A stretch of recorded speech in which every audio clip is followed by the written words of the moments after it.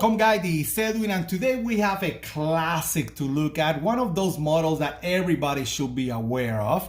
But you know me, I want to document all these pieces, so in here we're going to be talking about the classic, the super CQC-7, and in this case one of the prototypes. And before we go to the piece, let's look at the description. I did got this from Emerson, so let's go through it and then we'll do a comparison with the full size and go from there. Okay, now the title, Super CQC-7 Prototype, and again this is from Emerson himself. When we made the original CQC-7 knife, we knew that there will be some who wanted to go big, so I decided to build a larger version of the CQC-7 tactical knife. This is a handmade original prototype of the Super CQC-7. The Super CQC-7 knife was rapidly becoming one of our best-selling knives and really is quite a handful of cutting power. This one is hand ground with a secondary edge on it, and it is the prototype knife that was built to prove out the design.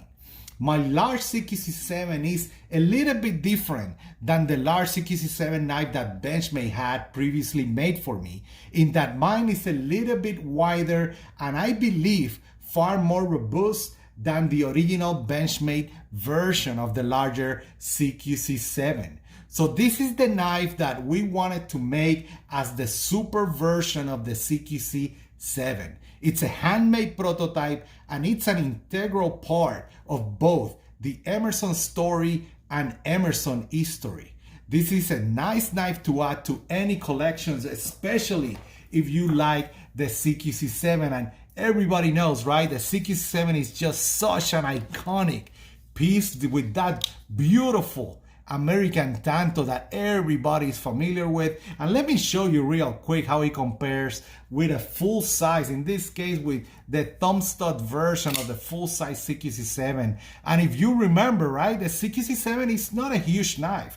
The full size version is 8 inches overall, and that blade is 3.3 inches or so. Okay, great EDC. If you like a tanto blade, great piece right here. The Super is 4 inches. Let me make sure of that, or 3.9 or 4 inches and 9 inches overall. Okay, and like you can see, when you compare both pieces, this is what he's talking about, right? This is a wider handle with a wider blade right there compared with the full size. But again, it's not that bad. Of course, if you have smaller hands, it might not be for you. But guys, this guy right here, right? Hand fitted, hand ground, and man, that G10 that was contoured by Ernest feels great in the hand. In terms of dates, the Super CQC-7 was released around 2002, so I will say this prototype is probably dated on 2001 or 2002 right there. Okay, like he mentioned, was the one that was proving that concept. Let's look at the beautiful blade right here, that classic American tanto, right? You have that beautiful swedge. It's a chisel, right? Meaning that you have the grind on this side and then you don't have, it's flat on the other side. Like he mentioned in the description, this guy does have a secondary edge, like you can see right there. Like with the production, it's not a zero grind. You have that chisel edge on that corner. It's a hand ground. You have that prototype label right there and that classic old school G10 that I love.